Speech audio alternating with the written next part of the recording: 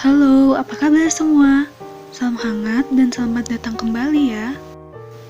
Di video ini, aku mau bahas novel yang berjudul The Salad Days, karya Dilu Nali.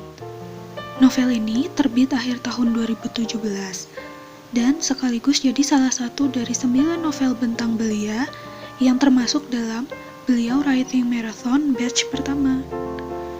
The Salad Days mengisahkan persahabatan antara 5 orang anak SMA, 2 cewek, 3 cowok yang punya kepribadian dan minat berbeda-beda.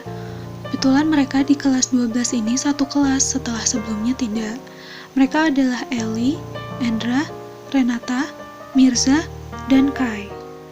Ellie suka fotografi, pendiam, tertutup, sedikit tomboy, punya rahasia yang gak berani dia ceritain ke sahabat-sahabatnya.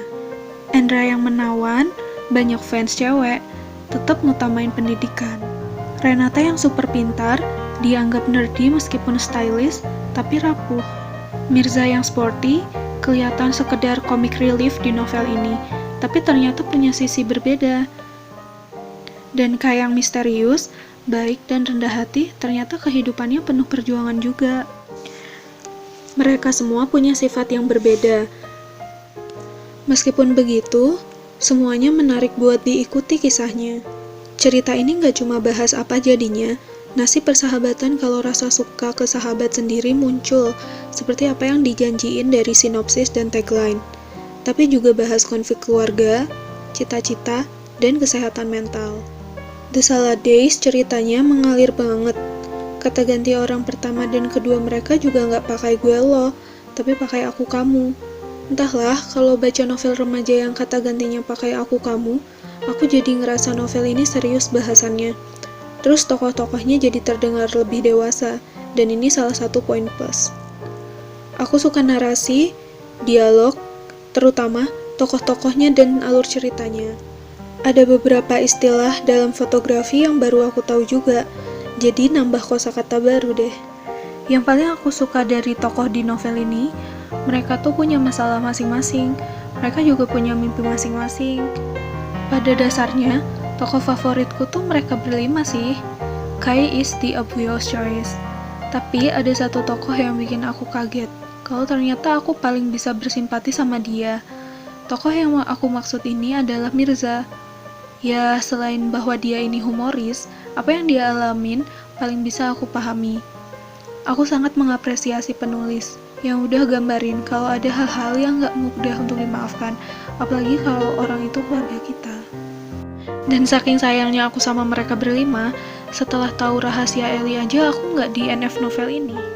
Lihat 4 keluarga mereka yang gak utuh karena penyebab beda-beda, bikin cerita ini lebih masuk akal dan dekat dengan pembaca. Walaupun ada satu masalah yang kayaknya bukan hal lumrah yang akan sering masyarakat dengar, ceritanya masih masuk akal.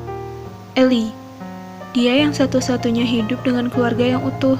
Dia sadar akan hal itu, dan ketika dia sadar dia punya anugerah yang gak semua orang bisa rasain, dia bisa mensyukuri anugerah itu.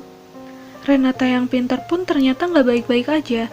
Dia gadis yang kaya dan pintar, tapi ternyata harus berjuang sama kesehatan mental dia. Aku suka gimana penulis buat tokoh Renata dan Endra yang gak cuma cakep dan cantik, tapi juga pintar.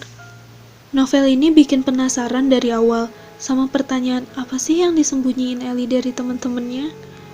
Momen favoritku adalah waktu Ellie nemenin Kai latihan panahan.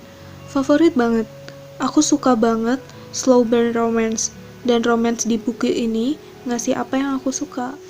Narasi yang nunjukin pembaca cara Ellie motret dan apa yang dia potret ditulis sangat detail, jadi meskipun cuma baca, kebayang banget hasil foto Ellie gimana. Terus waktu Kai lagi latihan panahan, kegambar banget dalam imajinasiku gimana posisi dia berdiri, target, aura yang dipancarkan Kai, dan suasana sekeliling.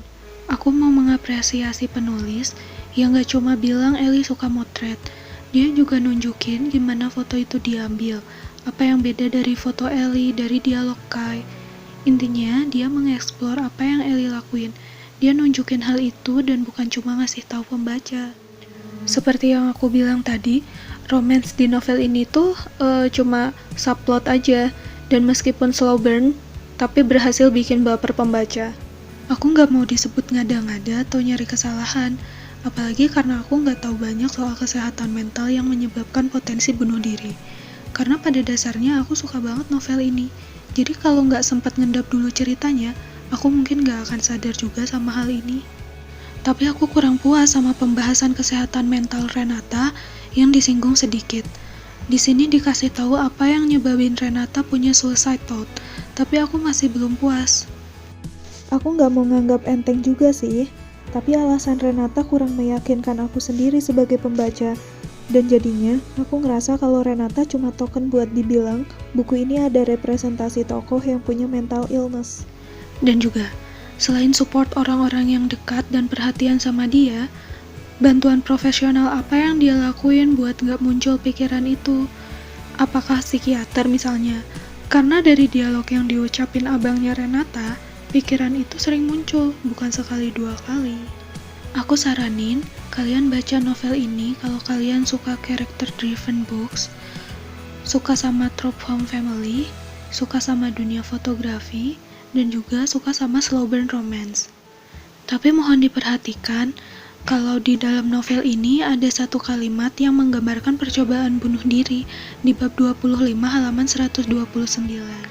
Dan kabar baik buat kalian, novel ini ada di iPusnas, jadi kalau kalian penasaran dan pingin baca bisa pinjam lewat iPusnas. Kayaknya aku payah banget yang ngerekomendasiin novel ini, tapi please baca ya. Cukup sekian video kali ini. Terima kasih banyak ya untuk yang udah nonton sampai akhir. Sampai jumpa di video selanjutnya.